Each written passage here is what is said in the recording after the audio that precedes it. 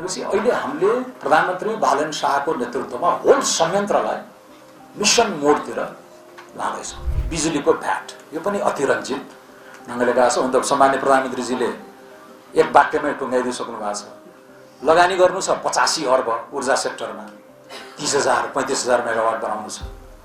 ऋण लियो भने 10 बित्ता उफ्रिन्छौँ हामी नै। कहाँबाट आउने त?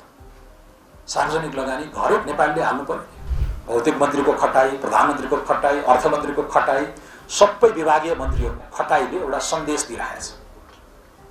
We want to deliver, we have to deliver. कलङ्कीको कुनै प्राइभेट स्कुलमा वा मेरै जिल्ला दमौलीमा एउटा सानो प्राइभेट स्कुलमा 1500-2000 कसैले तिरिरहेछ भने उसलाई थप तिर्नुपर्ने भनेको 60 रुपियाँ।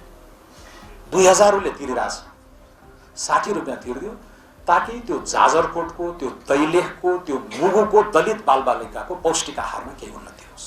बजेट ठुलो आयो, कहाँ 21 खर्ब भन्ने कुरा त्यो गलत हो। बजेट सानो हो। जीडीपी, प्रक्षेपित जीडीपीको सापेक्षतामा जम्मा 28.5% बजेट आएको छ। वाग्लेले ऋण थोपर्यो भन्ने खुब सुन्नु भएको छ यहाँहरूले। Announced budget as a share of GDP झन् घट्या छ। डेट थप्या छ, ऋण थप्या छ भनेछ, तर actual debt to GDP ratio गत वर्षहरूकै हाराहारीमा छ। कार्यान्वयनलाई हामीले अलि फरक ढङ्गले गरेका छौँ र कार्यान्वयन भयो कि भएन यो 21-24लाई हामीले साँच्चीकै युज गर्न सक्यो कि सकेन भने अर्को वैशाख जेठतिर भन्नु होला। तलब वृद्धि 21% नै हो है, डाउट नहोस्। इन्सेन्टिभाइज गरेको यहाँ त्यो पनि प्रश्न उठिरहेको छ नि, ढाँट्यो कि क्या हो? एउटा त देखेँ मैले, झुक्क्यायो, ढाँट्यो, त्यस्तो हुँदैन। विद्युतमा जुन 50 युनिट भन्दा माथि उठेकोलाई 13% भ्याट लाउनु भएको छ। छैन, 5%। त्यति पनि थाहा छैन।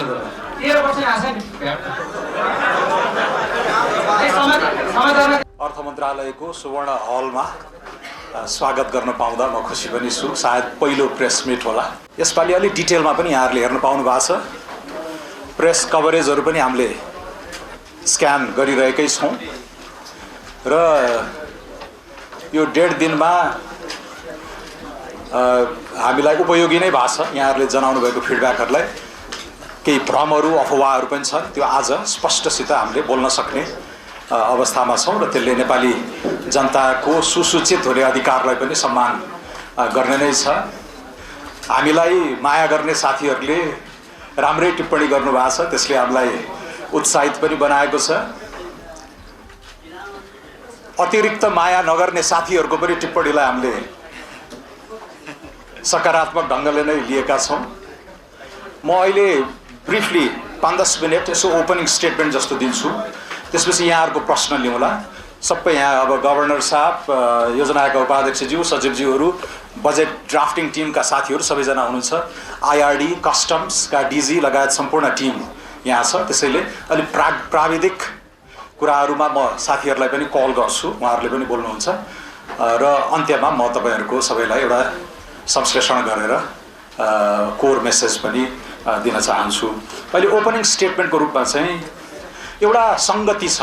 राष्ट्रिय स्वतन्त्र पार्टीको निर्वाचनमा होमिँदै गर्दा हामीले जुन बाचापत्र बनायो त्यो बाचापत्रलाई एकदमै फेथफुल्ली हामीले फलो गर्न खोजेका छौँ।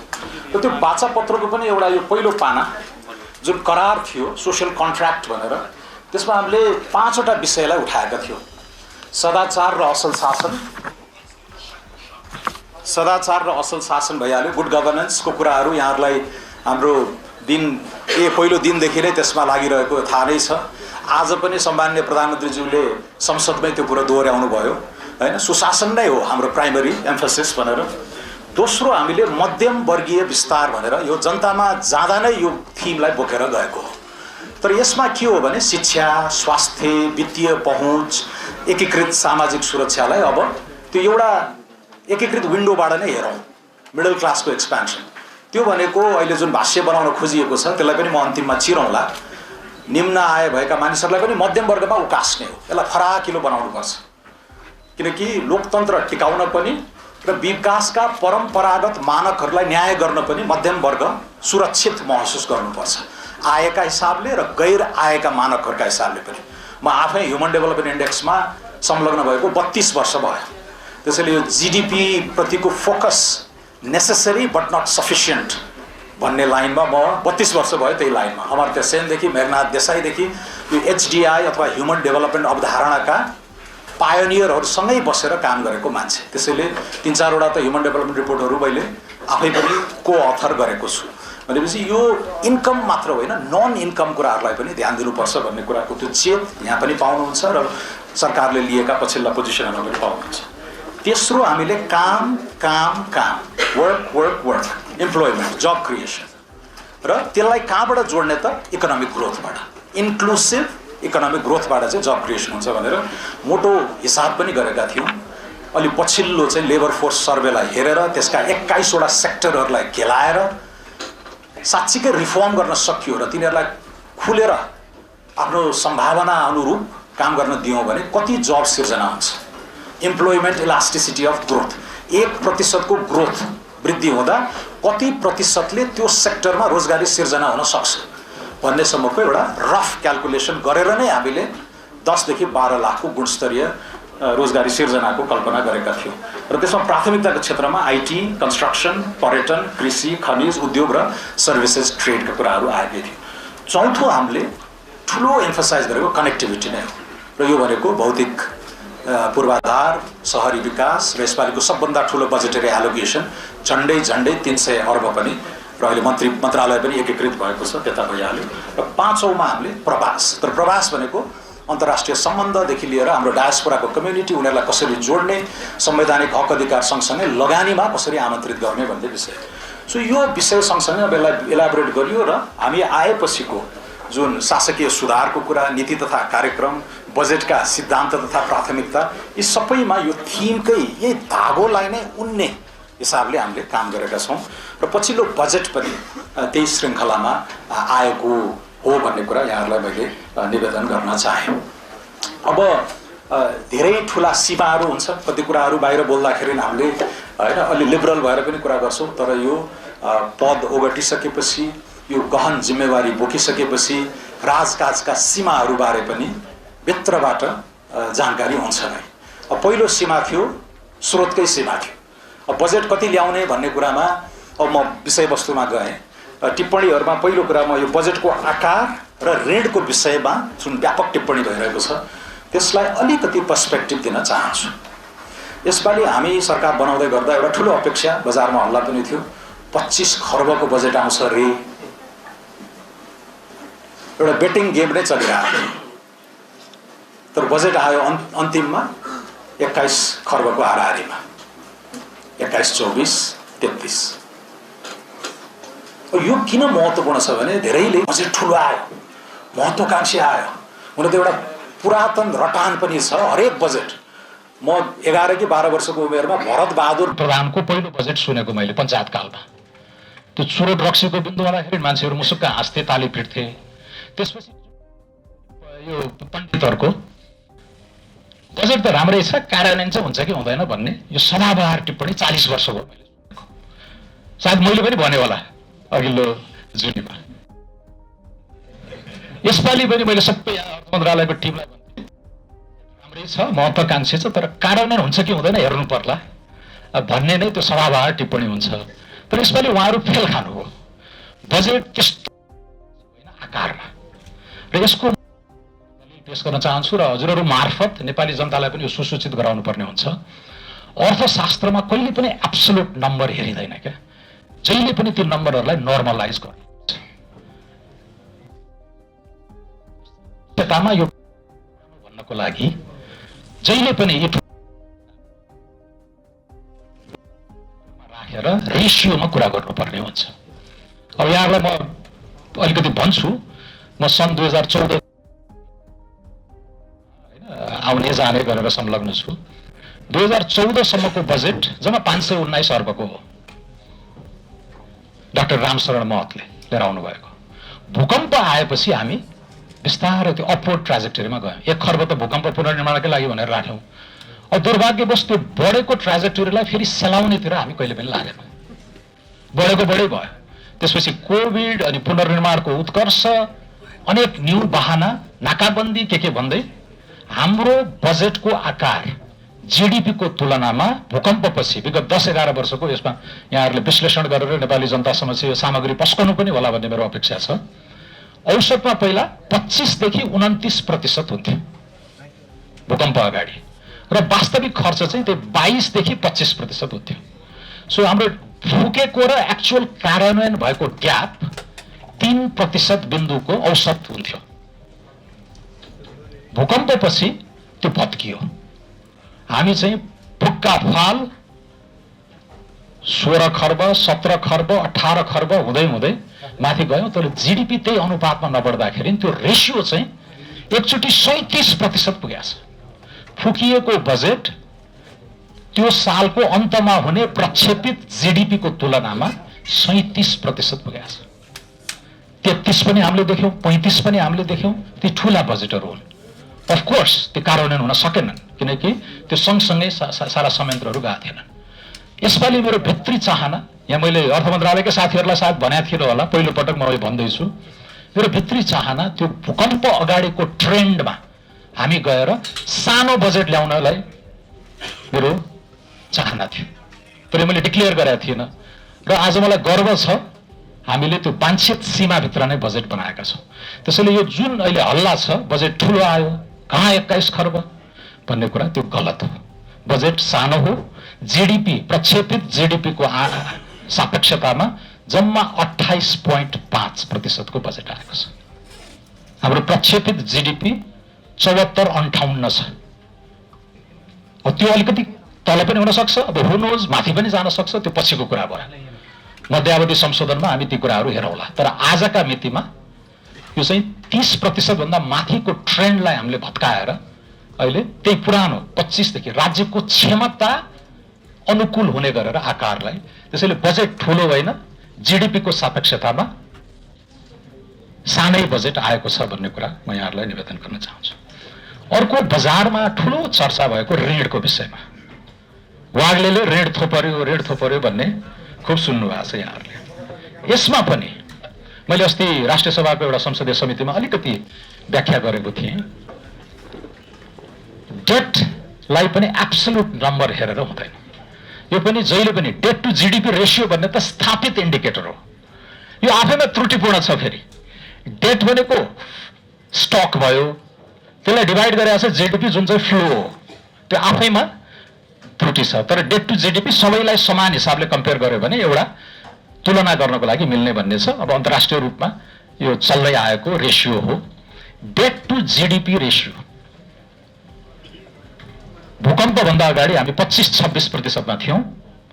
पुनर्निर्माणका क्रम र कोभिडका दौरान हाम्रो ऋण त्यसरी बढेकै हो। झन्डै 42-43% पुगेकै हो। त्यो भनेको ठूलो वृद्धि हो। पर्सेन्टेज पोइन्टको हिसाबले पनि 42 - 25 भनेको त्यो त्यति प्रतिशत बिन्दु ओभर 7 इयर्स वात्तै बढेकै हो। अहिले हामी त्यो 43% अफ जीडीपी को हाराहारीमा छौं। अब यसपालि ऋण थपिएको छ। नेपालको डेट स्टक अहिलेसम्म चाहिँ हाम्रो 29-75 अर्ब को डेट स्टकमा यसपालि हामीले 410 अर्ब आन्तरिक ऋण र 247 अर्ब बाह्य ऋण लिएका छौं। भनेपछि त्यो स्टक अब बढ्यो, 36-32 सम्म पुग्यो अहिलेलाई। तर यो लिएको ऋण पहिले थोपरिएको ऋण तिर्न नै जाँदो रहेछ। त्यसैले अहिले अब ग्रोसमा काम गर्ने होइन, हामीले खुद नेटमा चाहिँ काम गर्नुपर्ने देखिन्छ। र अर्को सालदेखि यसमा गभर्नरज्यू र मेरो कुरा भइरहेको थियो, नेटमा हिसाब गर्न थालौं। ग्रोसमा गर्दा त वित्त आयोगले के भनेर दिन्छ, जीडीपी को 5.5% भन्दा बढी आन्तरिक ऋण नउठाऊ भनेर दिन्छ। यसपालि त्यो सीमा 410 अर्ब भन्दा माथि जान सकिएन। यत्रो तरलता छ। मैले देखेँ एउटा पत्रिकामा किन यो तरलताको सदुपयोग, किन त्यो संवैधानिक सीमाले गर्दा। अर्को वर्ष हामी तयारीका साथ छुट्टै मेट्रिक लिएर जान पनि सक्छौं। यद्यपि सरकारले यो तरलता सोच्न नसके पनि यसपालि अन्य उपकरणहरू छन्। यहाँहरूले राम्रो पढिदिनु भयो भने सरकारको ब्यालेन्स शीट भन्दा बाहिर गएर पनि खर्च गर्न सकिने र यो तरलतालाई अब्जर्भ गर्न सकिने ठाउँहरू हामीले क्रिएट गरेका छौं। यो बजेटको उल्लेख्य विशेषता यो पनि हो, कसैले पनि चर्चा गर्नु भएको छैन। तर हामी 410 अर्ब डोमेस्टिक अहिले लियौँ, फरेन हाम्रो के अरे अनि त्यो लिएको 410, वैदेशिक 200 हो, तर कति तिर्दैछौँ त? 410 लिँदैछौँ, आन्तरिक 246 अर्ब हामी तिर्दैछौँ। नेटमा त त्यो 160 अर्ब जति मात्रै हो यत्रो आन्तरिक ऋणमा। किन? त्यो संवैधानिक सीमाले गर्दा पहिलेको बोकिएको ऋण तिर्दैमा यो सरकारको छ, त्यो फिस्कल स्पेस अलिकति संकुचित भयो। वैदेशिक ऋण पनि हामीले यो साल अर्ब तिर्दैछौँ।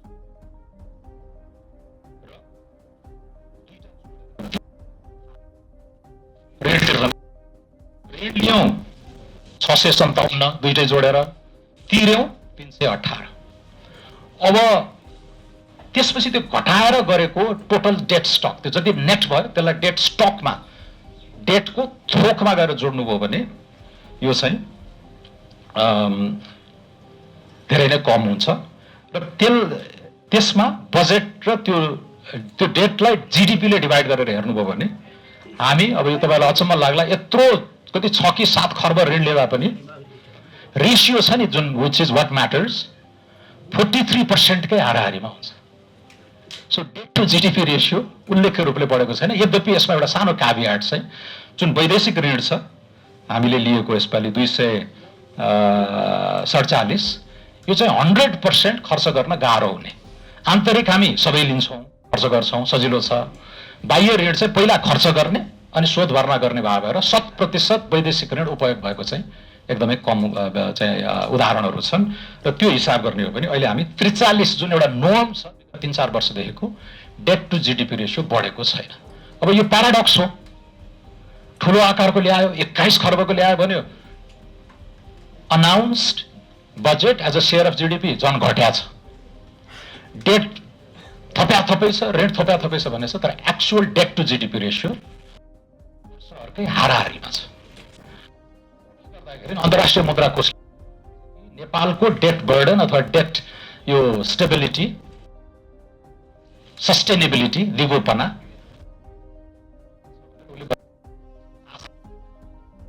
हुन्छ। सदुपयोग चाहिँ गर, फेरि ऋण लिएर बाख्राको खोर बनाउन भएन, भूकम्पका, तर ग्रोथ जेनेरेट गर्ने काममा लगानी गर्यो भने इट्स ओके।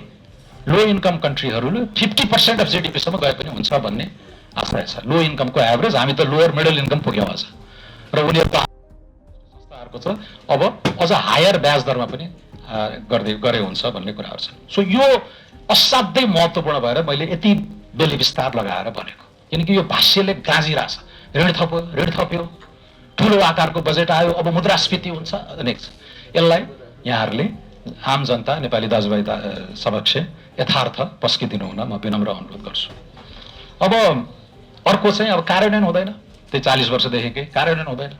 त्यसमा यसपालि असाधारण कामहरू गरिएको छ हामीलाई। त्यसैले म आउना साथ हामीले अभूतपूर्व पावर गरेका छौँ। महाशाखाका सहसचिवज्यूलाई पछि भन्नु होला, जम्मा 24-25% मात्रै पुँजीगत खर्च भइरहेको थियो। धेरै बजेट उनीहरू, पुँजीगत बजेट उनीहरूले नै ओगटेर बस्या हुन्छ। चैत मसान्तमा, म चैत 13 मा आएँ, चैत मसान्तमा यसो रेसियो हेर्छु त त्यही 19-20% छ। भनेपछि के गर्नु पर्यो? What would it take for you to spend?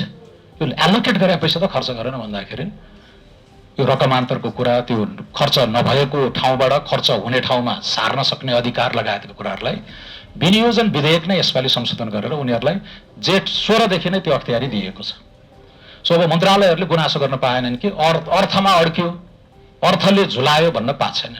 So यसपालि अनि भौतिक मन्त्रालय किन मैले नाम लिएर भने ठुलो पुँजीगत बजेट त त्यही छ 300 अर्ब, र त्यो मन्त्रालयले गति लियो भने प्रोक्योरमेन्टको हिसाबले, इम्प्लिमेन्टेसनको हिसाबले भने हाम्रो बजेट खर्च पनि राम्रो हुन्छ। त्यसैले यो कार्यान्वयनलाई हामीले अलि फरक ढङ्गले गरेका छौँ, र कार्यान्वयन भयो कि भएन, यो 21-24लाई हामीले साँच्चीकै युज गर्न सक्यो कि सकेन भने अर्को वैशाख जेठतिर भन्नु होला। अहिलेलाई शङ्काको सुविधा हामीलाई दिइदिनुहोस्, त्यो पनि म अनुरोध गर्न चाहन्छु। बारम्बार दोहोऱ्याइरहेको शब्द मिसन मोड, यो हामीले दोहोऱ्याइराखेका छौँ। मैले तारिफ पनि गरेका छु कर्मचारी तन्त्रको, संसदबाटै अघिल्लो पटक उदाहरण पनि दिएको छु। यही कर्मचारी तन्त्रले सर्टेन कामहरू गजबसित गर्छ, मिसन मोडको मैले अलिकति व्याख्या गर्न खोजेको। आम निर्वाचनहरू, गत आम निर्वाचन फ्ललेस, एउटा पनि घटना घटेन। ठुला ठुला समिटहरू हामी बिमस्टेक, सार्क, अन्य समिटहरू गजबसित गर्छौँ। डिजास्टरको इमिडिएट आफ्टरमाथमा ब्युरोक्रेसी हाम्रो राज्य संयन्त्र यसरी परिचालित हुन्छ। सन् 2015 मा त मैले देखेँ त्यो रेस्क्यु, त्यो रिलिफ, ज्यान जोगाउने काममा गजब काम हुन्छ। खोपका अभियानहरू, भ्याक्सिनेसनहरू हेर्नुभयो भने 100% सफलता देशैभरि, युनिभर्स यही संयन्त्रले गरिरहेछ नि। तर रुटिन डेलिभरीमा सरकारी अड्डा अफिसहरूमा, अड्डा अदालतमा काम त्यही हो। राजाको काम, कहिले जाला काम, ढिला सुस्ती, अन्य भ्रष्टाचार इत्यादिको जुन जनगुनासो छ त्यो पनि सही छ। फेरि सो परेको बेलामा यही संयन्त्रले गजब डेलिभरी पनि गर्न सक्ने रुटिन कामहरू, सेवा प्रवाहका कामहरूमा चाहिँ असाध्यै निम्छहरू भनेपछि किन फरक त कार्तिक मुरलीधरन लगायतले दक्षिण एसियाकै कन्टेक्स्टमा? किनकि यताको काम के गर्ने भन्ने पनि थाहा छ, कसरी गर्ने पनि थाहा छ, को जिम्मेवार पनि थाहा छ, कहिलेसम्म यो टुङ्ग्याउनु पर्ने भन्ने पनि थाहा छ, र त्यो सफल भयो कि भएन भनेर नाप्न सकिने मानकहरू पनि असाध्यै अब्जेक्टिभ छन्। मिसन मोडका काम सजिलो राम्रोसित हुने कार्यान्वयन, यता रुटिन सेवा प्रवाहका काम नहुने भनेपछि अहिले हामीले प्रधानमन्त्री बालन शाहको नेतृत्वमा होल संयन्त्रलाई मिसन मोडतिर लाँदैछौँ। अकाउन्टेबिलिटी, टपका नेताहरू नै आफै खट्ने 8 बजेदेखि 8 बजेसम्म, र यसरी चाहिँ यो ब्युरोक्रेसीलाई काम त गर्न सक्दो रहेछ, सक्षम रहेछ। यसलाई अब सक्षम बनाउने, चलायमान बनाउने र इन्सेन्टिभाइज गर्ने। तलब वृद्धि 21% नै हो है, डाउट नहोस्, इन्सेन्टिभाइज गरेको। यहाँ त्यो पनि प्रश्न उठिरहेको छ नि, ढाँट्यो कि क्या हो? एउटा त देखेँ मैले, झुक्क्यायो, ढाँट्यो, त्यस्तो हुँदैन। 10% बेसमै भएको हो, बढेको बेसमा अर्को 10%। तर यो पर्फर्मेन्स रिलेटेड मेजर सुरु गर्नको लागि अहिले सबैले पाउँछ, तर पछि रिफर्महरू पछि चाहिँ त्यो एडजस्टेबल हुन सक्छ। त्यसपछि दिइने प्रोत्साहन भत्ताहरू चाहिँ साँच्चीकै प्रोत्साहन नै हुनेछ, पर्फर्मेन्सकै आधारमा हुने हिसाबले छ। र यसअघि दिँदै आएको 5000 रुपियाँ महँगी भत्ता पनि अब्जर्भ भएको छ। त्यसैले एउटा भ्रम मैले यहाँ पनि गरेँ। र इम्प्लिमेन्टेसनलाई चाहिँ यो वर्ष हामीलाई शङ्काको सुविधा दिनुहोस्, हामी गर्न खोज्दैछौँ। भौतिक मन्त्रीको खटाई, प्रधानमन्त्रीको खटाई, अर्थमन्त्रीको खटाई, सबै विभागीय मन्त्रीहरूको खटाईले एउटा सन्देश दिइरहेको छ, we want to deliver, we have to deliver. त्यसैले म आशावादी छु कि यही सिस्टमबाट पनि हामीले त्यो औसतको त्यो मध्यावधि रिभिजन हुन्छ नि कहिले मार्चतिर, होइन, त्यति गरेर चाहिँ अब यसपालि काम गर्नै सकिएन भनेर धेरै अहिलेको 21-24लाई खुम्च्याएर 18-19तिर पार्क गर्न नपरोस् भन्ने सचेतना मेरो आजैदेखि छ। यो कुरालाई यहाँले राख्नु होला। अब केही छुटपुट विषय छन्, वास्तवमा अब म भन्नै पर्छ, घगडान क्रिटिकहरू आउलान् यो 2 दिनमा, अलि तयारीका साथ आउनु पर्छ कि भन्ने लागेको थियो। 3% 5% लगायतका कुराहरूमा ठुलो भ्रम छरिराखेको जस्तो मैले पाएँ, र त्यसमा म सिधै गइहालेँ। समता कोष, मध्यम वर्गलाई न्याक्यो, मध्यम वर्गलाई खुम्चायो भन्ने कुराहरू आइराखेका छन्। यो पहिला प्रयोगमा आइसकेको कर शुल्क हटाइएको इक्विटीको हिसाबले असाध्यै महत्त्वपूर्ण। यसपालिको बजेटमा हामीले 25वटा अति गरिब र मानव विकास सूचकाङ्कमा धेरै दिइआएको पोषण भत्तालाई यथावत राखेका छौँ। त्यसको लायबिलिटी 6,50,52 करोड छ। र दलित समुदायसँग ऐतिहासिक रूपमा माफी मागेको पार्टी बाचापत्रको 1 नम्बर बुँदामा नै दलित समुदाय प्रति भएको जुन संस्थागत संरचनागत विभेदको लागि माफी मागेर सुरु गरेको हाम्रो बाचापत्रले त्यसलाई रिस्पोन्ड गर्नको लागि पनि हामीले 3-4वटा कङ्क्रिट दलित केन्द्रित कार्यक्रमहरू लिएर आएका छौँ। र यसपटक त्यसैभरिका दलित 3,13,753 दलित बालबालिकालाई पोषण भत्ता दोब्बर गरेका छौँ। यसरी हाम्रो लायबिलिटी अहिले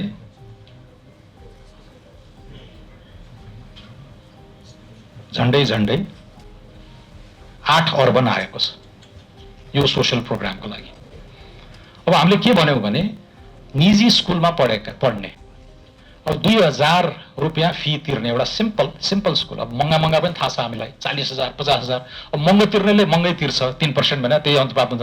त्यो मानेमा यो प्रगतिशील पनि हो, प्रगतिशील कर पनि हो। तर एउटा लिउँ न, कलङ्कीको कुनै प्राइभेट स्कुलमा वा मेरै जिल्ला दमौलीमा एउटा सानो प्राइभेट स्कुलमा 1500 2000 कसैले तिरिरहेछ भने उसलाई थप तिर्नुपर्ने भनेको 60 रुपियाँ।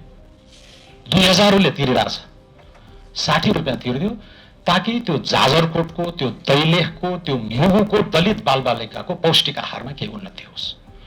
हुन त पब्लिक फाइनान्समा फन्जिबिलिटी हुन्छ, ठ्याक्कै कोठा छुच्याएर पैसा आउने होइन, आउने पैसा डालोमा नै हो। तर यसरी उठाइएको समता कोष, नामै इक्विटी कोष छ र त्यो सिधै दलित बालबालिकाको पोषणमा जाने गरेर हामीले व्यवस्था गरेका छौँ। त्यसैले यसमा यसरी जनतालाई बुझाउन सक्यो भने त्यति आपत्ति नहोला।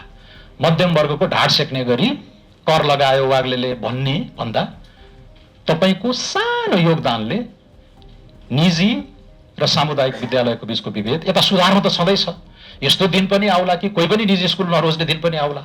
फेरि निजी स्कुलका साथीहरूलाई पनि मेरो आह्वान छ, उहाँहरू त्रसित भयभीत हुँदै आउनुहुन्थ्यो 3 वर्ष 4 वर्ष अगाडि, हाम्रो त प्राइभेट स्कुलै बन्द गरिदिन लाग्यो, जम्मै सरकारी हुने भयो भन्ने। त्यो डिबेट मत्थर भएको धेरै समय भएको छैन। अहिले हामीले वाचापत्रमा क्लियरली अस्योर गरेका छौँ निजी क्षेत्रले पनि सेवा गर्ला, तर हाम्रो ध्येय चाहिँ सामुदायिक संरचनालाई बढाउने, माथि पुर्याउने, ताकि यस्तो दिन आओस्। काठमाडौँ महानगरपालिकामा अहिलेका प्रधानमन्त्रीज्यूले मलाई भन्नुहुन्छ यति राम्रो बनायौँ कि महँगा निजी स्कुलहरू छोडेर काठमाडौँ महानगरपालिकाले चलाएको विद्यालयमा भर्ना पाऊँ भनेर सोर्स फोर्स चल्ने बिन्दुसम्म पुगेका थियो। क्वालिटी बढाइदिएपछि त स्वतः आउँछ नि। आगो खैरिनीमा पनि मैले त्यो उदाहरण देखेँ आफ्नै जिल्लामा। भनेपछि त्यो ध्येय हो, निजीलाई न्याक्ने होइन, सहजीकरणै गर्ने हो, करिकुलमहरू युनिफाई गरौँ। अहिलेको फ्ल्यागशिप प्रोग्राम, शिक्षा मन्त्रालयको फ्ल्यागशिप प्रोग्राम नै यो हतारमा केही नगरौँ। 1 वर्ष 1 अर्ब रुपियाँ हामीले विनियोजन गरेका छौँ, इन्फ्रास्ट्रक्चरल अडिट गरौँ। देशका 8-9 हजार माध्यमिक विद्यालयहरू र अरू सबै 35,000 नै इस्टाब्लिसमेन्टहरूको अहिलेका सस्मित पोखरेल मन्त्रीज्यूसँग कुरा भएर उहाँले 1 वर्ष आई वान्ट टु पज, नेपालको एजुकेसन सेक्टरलाई इकोसिस्टम नै बदल्नु पर्ने छ, कता लाने त भने त्यो अडिट गरौँ र अडिटको लागि जति चाहिन्छ खर्च हामी दिन्छौँ भनेपछि अहिले त्यो काम हुँदैछ हैन। त्यसैले सार्वजनिक शिक्षालाई यति माथि पुर्याउनु छ र यो सानो समता कोष त्यसरी लागेको। स्वास्थ्यको पनि कन्टेक्स्ट त्यही नै हो। यसमा यहाँहरूलाई म स्पष्ट पार्न चाहे। अब अलिकति सैद्धान्तिक कुरा पनि गर्छु र यो बिजुलीको भ्याट यो पनि अतिरञ्जित ढङ्गले गएको छ। हुन त सम्मान्य प्रधानमन्त्रीजीले एक वाक्यमै टुङ्गाइदिइसक्नु भएको छ, लगानी गर्नु छ 85 अर्ब ऊर्जा सेक्टरमा, 30,000 35,000 मेगावाट बनाउनु छ। रेड लियो भने 10 बित्ता उफ्रिन्छौँ हामी नै, कहाँबाट आउने त? सार्वजनिक लगानी हरेक नेपालीले हाल्नु पर्यो नि। 67 लाख 67 लाख घर परिवार छौँ, कसैले 25 पैसा, कसैले 1 रुपियाँ, कसैले 2 रुपियाँ, कसैले 5 रुपियाँ गरेर अब हामी यो प्याराडाइम शिफ्ट गर्दैछौँ। यसमा अलिकति म व्याख्या गर्छु। मध्यम वर्गले अहिले गुनासो गर्ने ठाउँ अलिक कम छ। 10 लाख, यति गरिब देशले 10 लाख रुपियाँसम्म 1% कर तिर्यो भने त्यसमा सायद तपाईँहरू सबै पढ्नुहुन्छ, हामी पनि पढ्छौँ। यो ऐतिहासिक निर्णय किन गरियो भन्दाखेरि विकासको यो चरणमा यति ठुलो इन्फर्मल इकोनोमी भएको बेलामा आय करबाट वात्तै ठुलो रेभेन्यू जेनेरेट गर्न गाह्रो हुन्छ। इन्कमबाट रेमुनेरेटिभ ट्याक्स त यत्रो 1500 अर्ब हामी राजस्व उठाउँछौँ भन्दा पनि त्यो 35-40 अर्ब मात्रै हो रेमुनेरेसनको ट्याक्स।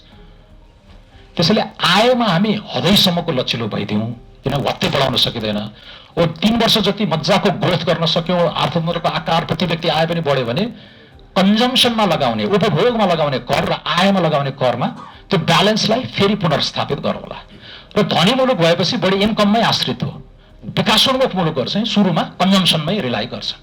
र नेपालको अहिले जुन आर्थिक शिथिलता छ, यहाँ दुईटा कुरा गर्नुपर्ने भयो। यो स्ट्याग्नेसनलाई झकझक्याउनको लागि हामीले अर्थतन्त्रमा स्पेन्डिङ गराउनु पर्ने भयो। त्यसैले त्यो 10 लाखको ट्याक्स कटले त्यो स्टिमुलस हो, त्यो केन्जियन इकोनोमिक्सको 101 गोजीमा डिस्पोजेबल इन्कम बढी भयो भने खर्च हुन्छ त्यसले, त्यसैले त्यो ट्याक्स कटको पाटो त्यता गयो। ब्युरोक्रेसी अब निजामती भनेर बढी उहाँहरूले गाली खानुहुन्छ, तर त्यहाँ 1 लाख लगभग प्रहरी, चान्चुन 1 लाख नेपाली सेना, 40,000 सशस्त्र, 1.5 लाख शिक्षक सबै जोड्दाखेरि 5-6 लाख एउटा घरधुरीमा उहाँहरूको आश्रयमा 4-5 जना सदस्यहरू अनुमान गर्ने हो भने ठूलो संख्या अहिलेको तलब वृद्धिबाट पनि एड्रेस भयो। र निजी क्षेत्रलाई त हामी ट्याक्स कट, रेगुलेटरी कट, यो फेसिलिटेसन, वान स्टप सबै गरेर प्राइभेट इन्भेस्टमेन्टतिर सोझ्याउँदैछौँ। भनेपछि अहिलेको यो स्टिम्युलसलाई बढाउनको लागि आयमा काटौँ तर उपभोगलाई स्ट्रेन्थन गरौँ, कन्जम्सन ट्याक्सलाई स्ट्रेन्थन गरौँ। तर कन्जम्सन ट्याक्स भनेको चाहिँ एउटा फाइदा के छ भने यो ब्रोड बेस्ड हो। हुम्लामा किनिएको चाउचाउमा पनि कर लागेको छ, सप्तरीमा किनिएको चिनीमा पनि कर लागेको छ, ब्रोड बेस्ड हुन्छ। अलि सचेत हुनुपर्ने चाहिँ यसले धनीले पनि उही तिर्छ, गरिबले पनि उही तिर्छ, इक्विटीको पर्सपेक्टिभ हो। तर अहिले हामीले गरेको निर्णय यो अर्को 2-3 वर्षको लागि के हो भने आयमा लिबरल इन्कम ट्याक्सको पुमा कन्जम्सन ट्याक्सलाई चाहिँ ब्रड बेस्ड गरौँ, सबैलाई ट्याक्सको नेटमा लिएर आउँ, इन्सेन्टिभाइज गरौँ। राष्ट्रिय चिट्ठा आउँदैछ, हरेक भ्याट बिल नै अटोमेटिक लटरी टिकट बन्दैछ। हरेक दिन हामी लखपति 1-2 जना लखपति हुनुहुन्छ। रेमिटेन्स पठाउनेहरूलाई पनि त्यो सिस्टम छ, अस्ति बजेट स्पिचमै आछ। र यो बिलिङ कल्चर, मेरो बिल दिनुहोस् भन्ने कल्चर बसाएर भीएटीलाई स्ट्रेन्थन गर्नु छ, कस्टम्स र अन्तशुल्कको इन्फोर्समेन्ट यी सारा गरेर उपभोगमा रणनीति चाहिँ थोपा उपभोग।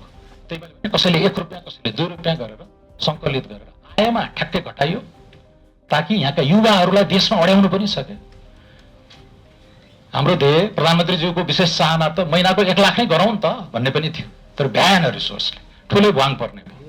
त्यो भुवाङलाई अब हामी कन्जम्सनबाट आंशिक रूपमा क्षतिपूर्ति गर्दैछौँ। त्यसैले थोपा उपभोग 25 पैसा, 50 पैसा, 1 रुपियाँ, 2 रुपियाँ गरेर हामी रेभेन्यू 1500 अरब पुर्याउनु छ। 1580 अर्ब, यसमा पनि साथीहरूको अलि चिप्ली राख्नु भएको छ। सङ्घीय राजस्व 1405 अलिक घटेछ भन्नुभएको छ, घटेको छैन। राजस्वको प्रक्षेपण 1580 अर्ब छ, एकदमै महत्त्वकांक्षी। नेट रेट त कम छ, अनुदान हामी त्यही 62 जतिको कुरा गर्दैछौँ भने राजस्व त हो नि भर्तेक गर्ने, र त्यहाँ चाहिँ महत्त्वकांक्षा छ। राजस्व उठाउने कुरामा चाहिँ अहिले कोभिड पछि 8-9% औसत वृद्धि भइरहेको राजस्व हामी 20% पुर्याउँछौँ भनेको छौँ। यो हाम्रो ठुलो परीक्षा हुनेछ। र मैले प्रधानमन्त्रीज्यूलाई सोधेँ, सकिन्छ होइन प्रधानमन्त्रीज्यू भन्दा उहाँले हुन त अब एउटा सानो हो, महानगरमा मैले कति 3-4 अर्बबाट 12 अर्ब पुर्याइदिएको थिएँ भन्नु। महानगर र सङ्घीय सरकार स्केल नै 100 गुणाको फरक भयो, तर त्यो इन्टेग्रिटी, त्यो कम्पिटेन्स, डिजिटलाइजेसन भयो भने यो सम्भव हुन्छ कि भन्ने छ। यो हाम्रो ऐतिहासिक परीक्षण नै हो। त्यसैले ऋण थोपरेर होइन, खुद ऋण त देखिहाल्नुभयो एकदमै कम छ, रेभेन्यूबाटै हो। त्यसैले यो स्टोरी पनि म गरिदिनु हुन म अनुरोध गर्दछु। हाम्रै नेपालमा हामीले यी महत्त्वाकांक्षाहरू तय गरेका छौँ। अब आयो बिजुलीको कर चाहिँ भनेको छ भने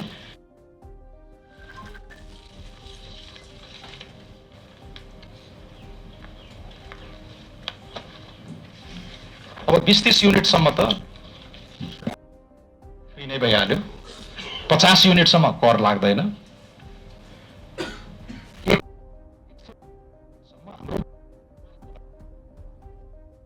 औसत सहरी वा अर्ध सहरी पानी तान्ने पम्प, सामान्य विद्युतीय उपकरण र बिजुली प्रयोग गर्छ। उनीहरूको बिलमा 150 युनिट खपत गर्नेहरू, तपाईँहरूको पनि आफ्नो बिल पल्टाएर हेर्नु होला कहाँ कुन क्याटेगोरीमा पर्नुहुन्छ। जम्मा त्यो 5 वर्षको भीएटी, 5% को भीएटीले 24 रुपियाँ बढ्ने हो मासिक। अर्को ब्यान्डमा हेर्नुहोस् 151 देखि 250। मलाई लाग्छ लगभग सबै नेपाली यहाँ हुन्छन्, 2 लाख जति चाहिँ अलि बढी 5-7वटा एसी भएका ठुला बङ्गलामा बस्नेहरू, सुविधायुक्त घरहरू, इभी फास्ट चार्ज गर्ने घरहरू 2-3 लाख होला, 2-2.5 लाख छ हाम्रो अनुमानमा। तर लगभग सबै घरधुरी 250 युनिटसम्म पर्दा 25 देखि 100 रुपियाँसम्म पर्दो रहेछ। 5% भने पनि 5% कहिले पनि लागू भएन, किनकि पहिलो 50 युनिट त फ्री छ। सो एज अ रेसियो तपाईँ 150 सम्म जानुहुँदै जम्मा 3% भयो। अलि बढ्नु हो 250-300 युनिटसम्म जानुभयो भने तपाईँको रेट 4.2% जति हुन्छ। 5 त कहिले पनि पुग्ने भएन। 50 युनिटको फ्री दिए हुनाले म्याथमेटिकली। त्यसैले यतिले गर्दा अब यही छ बजेट। ऊर्जा मन्त्रालय ऊर्जा उत्पादन प्रसारण र वितरण लाइन निर्माणका लागि रु 85 अर्ब 54 करोड विनियोजन गरेको छ। ऋण नली भन्नुहुन्छ, घर घरबाट 20 रुपियाँ 30 रुपियाँ 40 रुपियाँ उठाएर त्यो एनर्जी इन्फ्रास्ट्रक्चर बनाउनलाई त्यो समस्या होइन। र अघि प्रधानमन्त्रीज्यूले एकदम सठिकमा भनिदिनु भयो कि आजै इलेक्ट्रिफिकेसनको एजेन्डामा जानलाई हाम्रो पूर्वाधारमै लगानी नै गरेका छैनौँ। सबै घरले इन्डक्सन चुलो बान्ने, इलेक्ट्रिक गाडी गर्ने भने जम्मै देशैभरि विस्फोट हो। ट्रान्सफर्मरले तान्दैन, तारले तान्दैन, त्यो अपग्रेड गर्नै पाएका छौँ। यति फोकस हामीले जेनेरेसनमा मात्र गरेका छौँ। अर्को 3-4 वर्ष त यो पूर्वाधार बनाउनै लाग्छ। त्यसैले त्यसको लगानी अघि भनिए जस्तै 85 अर्बको हाराहारीमा लगानीलाई यहीँबाट पनि अलिकति थोरै ठुला ऋण लिनै पर्छ। नेपाल सरकारले राजस्व पनि त्यहाँ साइफन गर्नै पर्छ। तर नेपाली जनताको पनि त्यहाँ स्टेक रहोस् न। यत्रो हाम्रो राष्ट्रिय समृद्धिको प्रमुख खम्बा स्वच्छ ऊर्जामा सबैको लगानी रहोस् भनेर पनि त्यो कल्पना गरिएको छ। यति भन्दै गर्दा म यो पनि भन्न चाहन्छु कि रकम सानो भए पनि यदि यो साँच्चीकै अब मध्यम वर्गलाई त्यत्रो छुट दिएछ हैन, हजारौं 10औं हजार, यहाँ कुरा आयो 24 रुपियाँदेखि 102 रुपियाँसम्मको अतिरिक्त बर्डन। सो मिडल क्लासले अलिकति इन्ट्रोस्पेक्ट गर्नुपर्छ। तपाईँ हामी सबै पर्छौँ त्यसमा। जुन विराट लक्ष्य छ त्यसको लागि हाम्रो अलिकति आंशिक योगदान हुने कि नहुने, तर मानौ सकिएन, थचक्कै पार्यो यो सरकारले भन्ने खालको भयो भने हाम्रो प्रबन्ध छ। विद्युत नियमन आयोग छ, उसले सामूहिक रूपमा विद्युतका रेटहरू तलमाथि गरिरहेकै हुन्छन्। त्यो समायोजन गर्ने चेत उसलाई पनि छ। सरकारले पनि घचघच्याउन सक्छ, त्यताबाट एडजस्ट गर्न सकियो। नेपाल सरकारको 100% ओनरसिपमा कति हाइड्रो पावरहरू छन्? मर्स्याङ्दी, कालीगण्डकी सारा 700 मेगावाट जडित क्षमता भएको नेपाल सरकारको आफ्नै ओनरसिपमा छ। त्यो 30-35 वर्ष पुराना जलविद्युत आयोजनाहरू त्यहाँबाट आउने लाभांश नेपाली जनताको। त्यसैले त्यो डिभिडेन्डले क्षतिपूर्ति दिन पनि सक्यो। सर यो नीतिगत रूपमा यसलाई एड्रेस गर्न सकिन्छ। र अहिले जुन हाउबुजी बनाइएको छ यो 24 रुपियाँको लागि, यो बारे पनि मेरो बिन्ती छ यहाँहरूले सुसूचित गरिदिनु होला नेपाली जनतालाई। र परेको दिन मूल्य समायोजन हुन सक्छ। यो भ्याट मूल्यमै समायोजित हुन सक्ने पनि आधार छ, सम्भावना छ। बिजुलीकै रेट पनि हामी घटाउँदै जान सक्ने हुनु, विद्युत नियमन आयोगले के भन्छ त्यो पनि सम्भावना छँदैछ। तर आजका दिनमा यति ठुलो लगानी भएको, खर्बौं लगानी भएको विद्युत सेक्टर, कर छुटले ढाकेको ऊर्जा सेक्टरलाई अर्थतन्त्र सोफिस्टिकेटेड हुँदै जाँदछ। ट्याक्स नेटमा राख्नु पर्दैन, राख्नु पर्छ। यो संरचना ब्याक हुने कुरै छैन, यो रहन्छ। तर यसले आम उपभोक्तामा अतिरिक्त भार नपरोस् भन्नेमा चाहिँ सरकार असाध्यै सचेत छ। यो सन्देश मैले हजुरहरू मार्फत नेपाली जनतालाई दिन चाहे। अर्को सेयर मार्केटको विषय छ। फाइनल भन्यो वाग्लेले, होइन रहेछ क्या भनेर लेखिदिए 2-4 वटा। फाइनलै हो हजुर, फाइनल नै हो। फाइनल गरिदिनुहोस्, हामी 5% बिन्दु अतिरिक्त तिर्न तयार छौँ भनेर लाइन लाएर मकाम डेलिगेसन आउने साथीहरू यहीँ बाहिर सिंहदरबार बाहिर हुनुहुन्छ। फाइनल चाहिँ गरिदिनुहोस्। यो तरबार सधैँ हाम्रो माथि झुन्डी नरहोस्। बरु इन्डियामा 10 र 20 छ, सर्ट टर्म र लङ टर्मको सिजिटी। हामी कहाँ 5 लाई 10 नै पुर्याइदिए नि हुन्छ, 7.5 लाई 12.5 15 नै पुर्याइदिए पनि हुन्छ। तर यो अनिश्चितता, यो भय चाहिँ हाम्रो भएको बादल हटाइदिनुहोस् भनेपछि हामीले बडो उदारतापूर्वक 5 लाई जम्मा 7.5, 7.5 लाई जम्मा 10% गरेर फाइनल सिल्ड डन। यति स्पष्ट हुँदा पनि किन भ्रम छरिन्छ मैले बुझ्न सकेको छैन। सायद हामीलाई अतिरिक्त प्रेम नगर्ने साथीहरूको म्यान्डेट नै त्यो छ होला। अलिकति 40 लाख इत्यादिको कन्फ्युजन छ। तपाईँ सेयरबाट आएको आम्दानी फाइनल नै भयो। अरू 10 ठाउँमा कन्सल्टिङ गर्नुहुन्छ, अरू 20 वटा उद्यम व्यवसाय गर्नुहुन्छ भने त एउटा फर्म त भर्नु होला नि त, त्यही लेख्न पाइहाल्नुहुन्छ नि। सेयरबाट आएको लाभ चाहिँ यो करकट्टी सबै फाइनलै भएको भनेर त्यो स्वतः देखिन्छ। करमाथि कर लाग्ने कुनै गुन्जाइस छैन। कहीँ गल्ती भयो, मिस्टेक, नियतलाई बङ्ग्याइयो भने आउनुहोस् न, सच्याइहाल्छौँ नि हामी। तर त्यहाँ कुनै प्रस्ट्याउनु पर्ने आधार छैन। आफै जानी यसलाई मिसइन्टरप्रेट गरेर पत्रिकाका मसीहरू पनि नभन, मैले त अब कम्प्युटर डिजिटल पत्रकारिताका बाइट्सहरू खर्च नगरिदिनु हुन म हार्दिक अनुरोध गर्छु। किनकि फल्सहुड धेरै टाढा जाँदैन, टिक्दैन।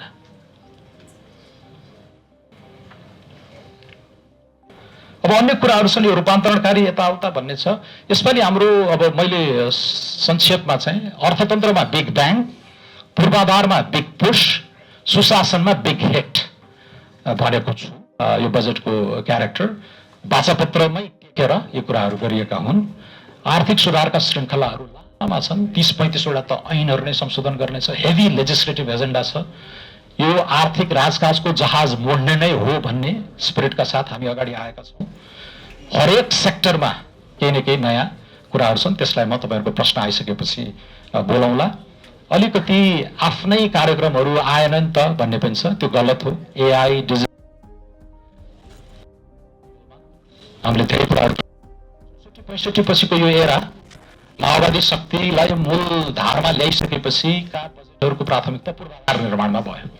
पूर्व पश्चिम मध्य पहाडी बन्यो, हुलाकी बन्दैछ, उत्तर दक्षिण कोरिडोरहरू। अब हामी नेक्स्ट जेनेरेसन इन्फ्रास्ट्रक्चरमा जाँदैछौँ। इन्फ्रास्ट्रक्चर त बने, बागलुङ पश्चिम जानुभयो भने 3टा गाडी पनि भेट्नुहुन्न। खरबौँ खर्च गरेर बनाएको प्रोजेक्टहरू अब त्यसलाई ग्रोथसँग टाई गर्दैछौँ हामी। सातै प्रदेशमा क्वाड्राङ्गल ग्रोथ पोल, वृद्धिका ध्रुवहरू र यो चतुर्दिक विकास भनेका छौँ। तर सुनकोशी मरिनमा त्यत्रो ड्रामा भइराखेको छ, ठेक्का तोडियो, अर्को 3-4 वर्ष लाग्छ। तर पानी मधेसमा झर्ने, तर त्यसलाई अप्टिमाइज गर्न सकिएन भने यत्रो लगानी कहाँ जान्छ। त्यसैले मध्य मधेस ग्रोथ क्वाड्राङ्गल त्यहाँ बन्छ। 1,22,000 हेक्टर सुनकोशी मरिनले सिंचित गरेको त्यो सेक्टर माथि पूर्व पश्चिम छ। र त्यो इरिगेसन र फिजिकल इन्फ्रास्ट्रक्चर उन्नयन गराउन नयाँ स्रोतहरू गर्छ। इन्फ्रास्ट्रक्चर बन्यो। नारायणघाट 4 अर्बको ऋण लिएर विश्व ब्याङ्कबाट, मुगलिन टु पोखरा एडिबीको ऋण लिएर बनायौँ। नारायणघाट टु बुटवल अब बन्दैछ, टाउनले पनि हामीले सम्पन्न। एउटा खण्ड बाँकी भयो पोखरा,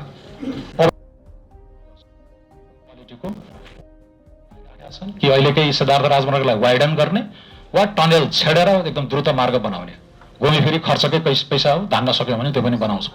गजबको क्वाड्राङ्गल बन्छ काली गण्डकी सभ्यताको उद्गम भएको क्षेत्रमा।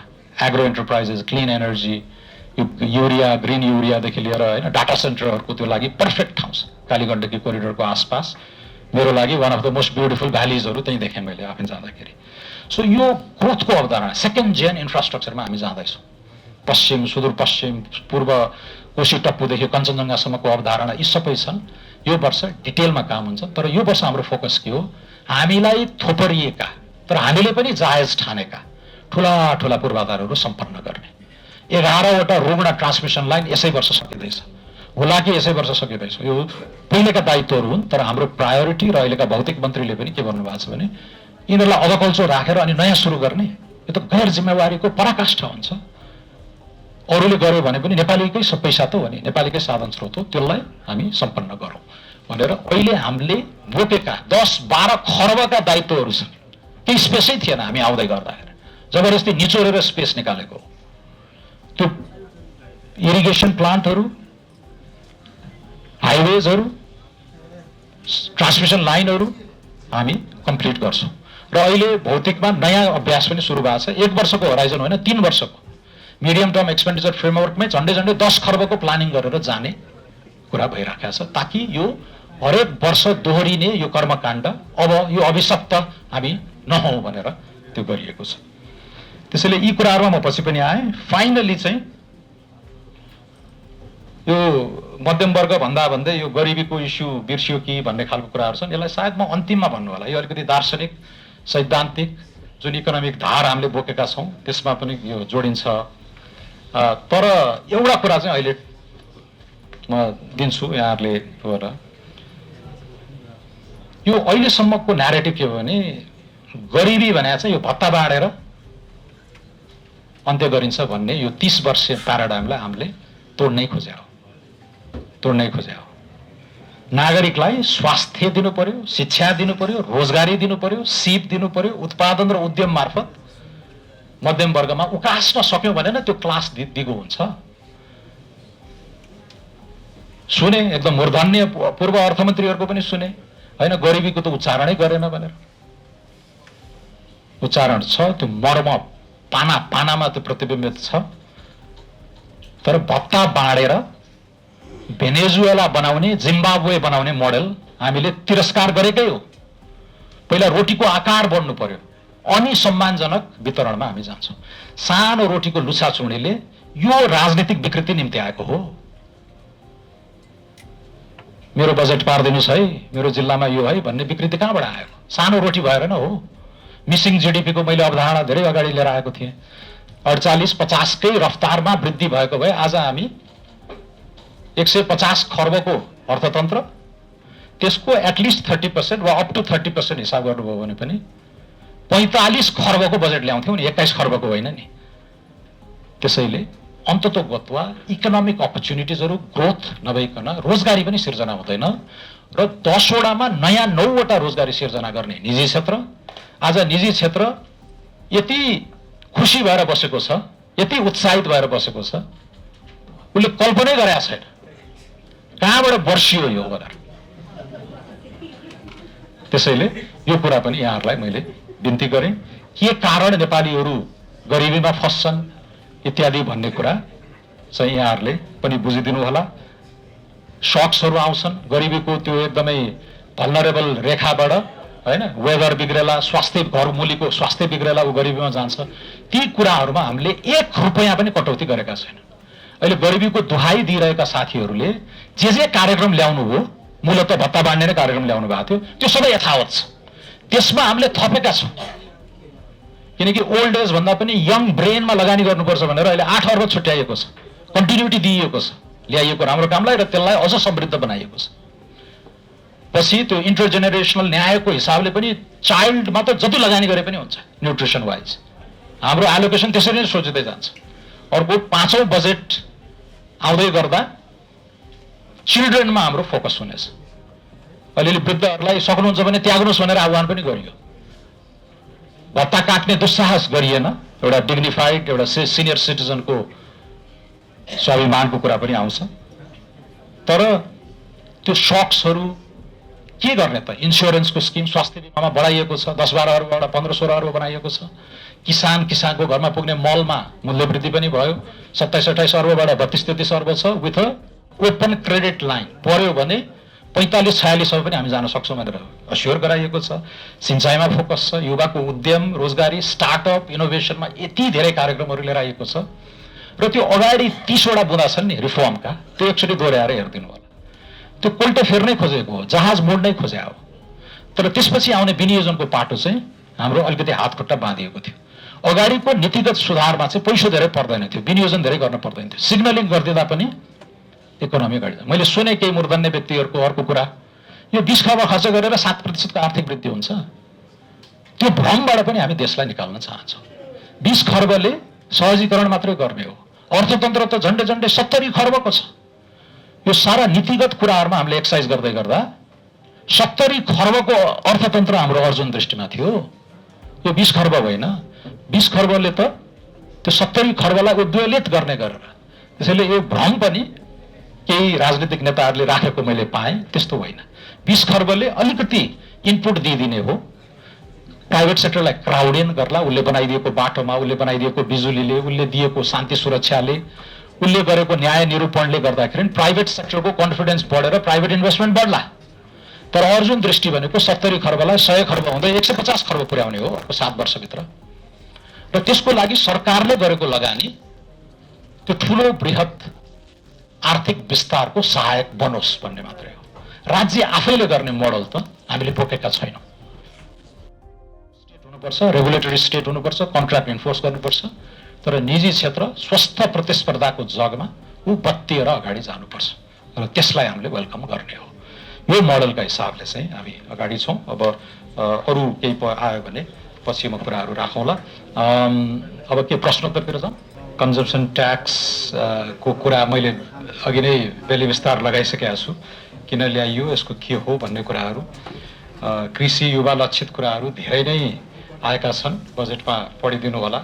यो कृषि र गरिबीको कुराहरू हामीले चाहिँ किसानलाई जोखिम घटाउने, आम्दानी स्थिर बनाउने र उत्पादनलाई बजारसँग जोड्ने, त्यो सिद्धान्तको जगमा हामीले कार्यक्रमहरू लिएर आएका छौँ।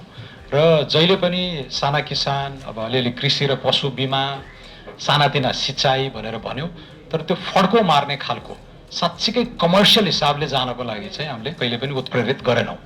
र यो कृषिमा दिँदै आएका अनुदानहरूको पनि व्यापक दुरुपयोग भएको, वास्तविक किसानमा नपुगेको भन्ने कुराले गर्दा यो सम्पूर्ण अनुदान संरचना नै हामीले फेरबदल गर्नुपर्छ भनेर यसपालि 1-2टा पाइलट कार्यक्रमहरू र अर्को वर्षदेखि चाहिँ यसलाई फुल फ्लेज्ड रोल आउट गर्ने हाम्रो योजना छ। यसपालि कति 46-48 अरब बजेट छ, त्यसको 32 अरब जति त मल नै छ, कृषि मल नै छ, र त्यसलाई पनि बिस्तारै स्वदेशी उत्पादनले प्रतिस्थापन गर्ने भनेर यहाँ हाइड्रोजनदेखि लिएर ग्रिन युरियादेखिका धेरै अवधारणाहरू यहाँहरूले हेर्नु नै भएको छ। र अहिलेलाई बिमाको प्रिमियममा अनुदान, न्यूनतम समर्थन मूल्य, सिँचाइमा विस्तार र कृषि प्रशोधन उद्योगलाई, प्रोसेसिङलाई नै हामीले एकदम प्रायोरिटाइज गर्ने हो। कोल्ड स्टोर, प्याकेजिङ, परीक्षण प्रयोगशाला लगायतका कुराहरू छन्। यी कुराहरू उल्लेख गएका छन् र कतिमा चाहिँ यस्तो दिशा तय गरिएको छ भनेर पनि लेखिएको छ। सो डाइरेक्सन पोइन्ट गरिएको छ कार्यक्रमगत तहमा। During the course of the year ती कुराहरू आउने नै छन्। त्यसैले युवाहरूको र कृषिको अनि ऊर्जामा, पर्यटनमा, वनमा, सबैमा एक किसिमको नीतिगत डाइरेक्सन हामीले सेट गरेका छौँ। अब यो बाल गृह लगायत समाज कल्याणका विषयहरूमा पनि अब 120 अर्ब त हामीले सामाजिक सुरक्षामा नै खर्च गरेका छौँ। योभन्दा हामी आउनुभन्दा अगाडि रहेका सोसियल वेलफेयरका प्रोग्रामहरू केही पनि काटिएको छैन, यथावत राखेका छौँ, बरु त्यसमा हामीले थपेका छौँ। त्यसैले यो कुरा मैले स्पष्ट पारेँ। राज्यको दायित्वभित्र रहेका कुरामा हामी कहिले पनि त्यो च्युत हुँदैनौँ। अब संस्थागत क्षमता लगायतका कुराहरूमा यहाँहरूले कुरा सुनिसक्नु भएको छ। इम्प्लिमेन्टेसन मोडालिटी, मिसन मोडका कुराहरू र ब्युरोक्रेसीलाई कसरी इन्सेन्टिभाइज गर्ने भन्ने कुरामा हामीले एकदम सकारात्मक कोणबाट अगाडि गएका छौँ। यो सँगसँगै फेरि मितव्ययिताको एजेन्डा पनि अगाडि जान्छ, यो यसमा मैले स्पष्ट गरेँ। लवेशजीले डिपिपिएफ, डोमेस्टिक प्रडक्ट प्रमोसन फीको बारेमा जिज्ञासा राख्नुभयो, त्यसको लागि म धन्यवाद दिन चाहन्छु। एउटा कन्फ्युजन पनि छ। एक्साइज लाग्नै नहुने वस्तुमा हामीले रेभेन्यू बटुल्नको लागि एक्साइजले 1302+ आइटममा एक्साइज लागिरहेको छ अन्तशुल्क।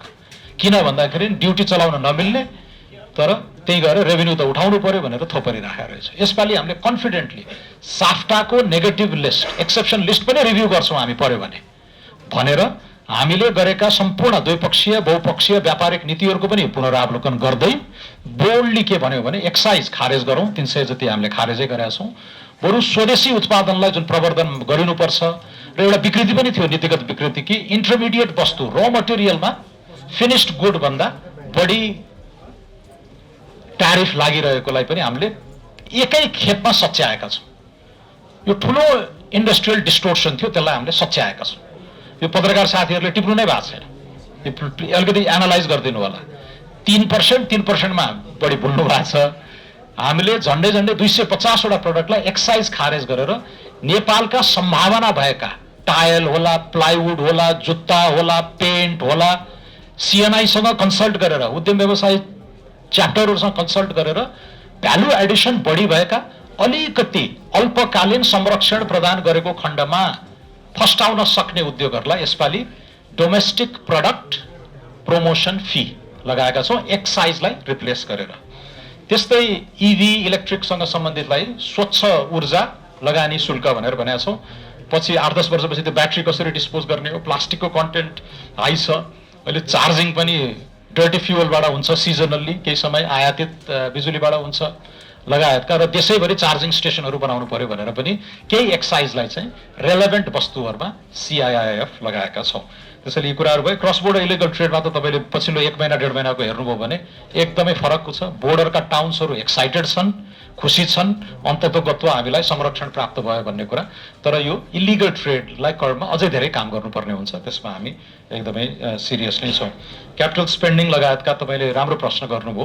एउटा सीमाले गर्दा हामीले अब 437 भन्दा माथि गएनौँ यसपालि पुँजीगतमा। यो पर्याप्त त छैन जुन महत्त्वाकांक्षा छ, त्यसैले गभर्मेन्टको ब्यालेन्स सिटभन्दा बाहिर पनि गएर चाहिँ पुँजी आकर्षित गर्नुपर्छ भनेर धेरै ठाउँबाट खोलेका छौँ। पहिलो कुरा त अर्थ मन्त्रालयकै पहलमा अल्टरनेटिभ डेभलपमेन्ट फाइनान्स बिल होइन, वैकल्पिक विकास वित्त परिचालन सम्बन्धी ऐन नै बनिसक्यो, विधेयकबाट अस्ति भर्खर पारित पनि भयो। त्योबाट हामीले धेरै यो लिक्विडिटीलाई त्यताबाट परिचालन गर्छौँ। केही समय लाग्छ प्रोजेक्ट रेडिनेसको लागि, तर निजी क्षेत्र यति उत्साहित छ कि यी प्रोजेक्टहरू हामी यो भेहिकलबाट हामी गर्न चाहन्छौँ भनिसकेका छ। अफसोर बन्ड तपाईँले उल्लेख गर्नुभयो, यो एसियाली विकास बैंक र आइएफसी इन्टरनेसनल फाइनान्स कर्पोरेसनको सौजन्यमा नेपाली मुद्रामा नै रिस्क म्यानेज हामीले गरी, उनीहरूको त विश्वसनीयता एकदम हाई छ, इन्टरनेसनल क्रेडिट रेटिङ उनीहरू त AA+ हुन्छ, त्यसैले उनीहरूले रकम उठाएर नेपाली मुद्रामा नै लगानी गर्ने खालको वातावरण त्यो अब शीघ्र आउँदैछ। डायस्पोराको बन्डमा एनआरएन एकदम उत्साहित भएर बसिराखेको छ, लगायत एनईएले क्लिन एनर्जी बन्ड लगायत अन्य थीमेटिक बन्डहरू पनि उठाउन सक्ने।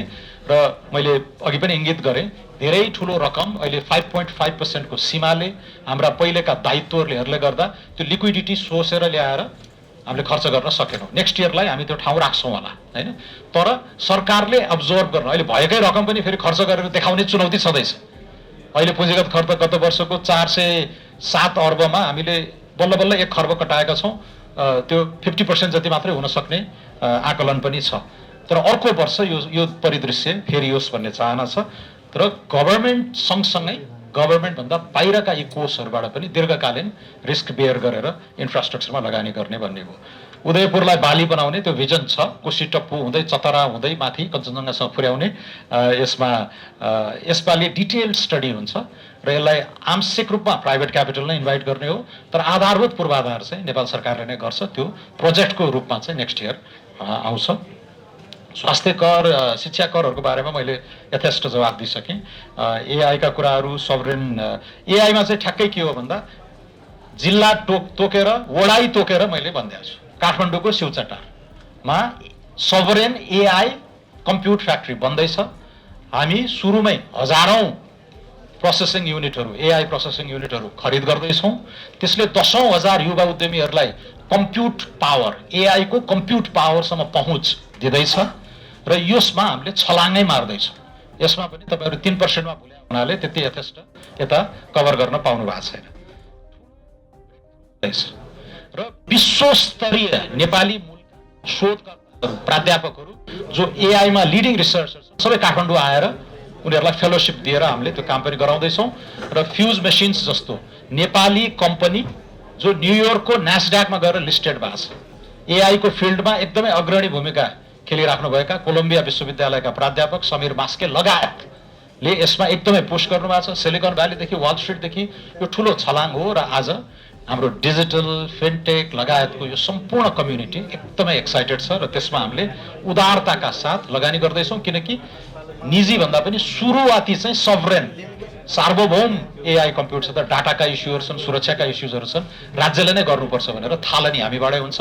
तर यो क्षेत्रमा ठुलो पुँजी निजी क्षेत्रबाट आउँदैछ र यो तार बनाएर इन्डिया एक्सपोर्ट गरेर बङ्गलादेश बिजुली पुर्याउनु भन्दा एआई कम्प्युटसँग नै हाम्रो स्वच्छ ऊर्जालाई गाँस्न सकियो भने एकदमै छलाङ मार्न सकिन्छ। यही हो रूपान्तरणकारी आयोजना। खोतल्नुभयो भने यस्ता धेरै नगेट्सहरू बजेटमा छन्, यिनलाई उठाउनु होला।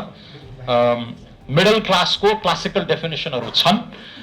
अन्तर्राष्ट्रिय रूपमै जसरी पोभर्टी लाइनलाई इन्टरनेसनली कम्पेरेबल बनाउनको लागि हामी केटकेटी हुँदा $1 भनिन्थ्यो, अहिले $2.15बाट बढ्दै बढ्दै अहिले $3.85 भन्ने खालको छ। विश्व ब्याङ्कको PPP लगायत विभिन्न मानकहरूले त्यसको क्लासिकल डेफिनेसन छ। 30 सेकेन्डमा गुगल गरेर हेर्नुभयो भने त्यो पाउनुहुन्छ। नेपालको हकमा पनि त्यसलाई हामीले जसरी इन्टरनेसनल पोभर्टी लाइनलाई नेसनल पोभर्टी लाइनमा ढालेका छौँ, एउटा बेन्चमार्क चाहिँ यतिदेखि यतिसम्मको उपभोग कन्जम्सन बेस्ड लाइनहरू बनाएर व्याख्या गर्न सकिन्छ र त्यो हामीले आन्तरिक रूपमा गरेका पनि छौँ।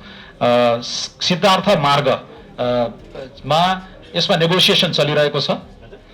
AIIB एसियन इन्फ्रास्ट्रक्चर इन्भेस्टमेन्ट ब्याङ्कसँग विभिन्न चरणमा कुराहरू भएको छ। उनीहरूले नै दिएको अनुदानबाट त्यहाँ एक सरो सर्वे र स्टडी पनि भएको छ। तर